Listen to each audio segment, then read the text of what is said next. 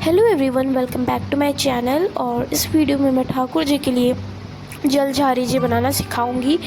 आपको उसके लिए केवल 3 चीज़ चाहिए होगा और 10 से 15 मिनट में बन के रेडी हो जाता है। ये कंपलसरी है कि आप ठाकुर जी की सेवा में से यूज़ करें, क्योंकि गर्मी बहुत ज़्यादा है, पानी ठंडा नहीं रह पाता।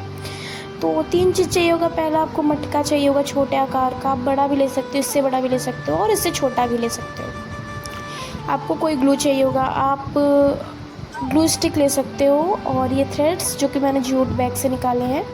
अगर आपके पास कोई नया जूट बैग है जिसे आपने यूज़ नहीं किया है तो आप उससे निकाल सकते हो। और या तो आप कहीं भी जाओ, कहीं भी मिल जाता है ये 10-15 रुपए के अंदर। फिर आप इसे रोल कर करके लगाइएगा तो बहुत ही अच्छा शेप भी आता है और अच्छे से लग भी जाता है।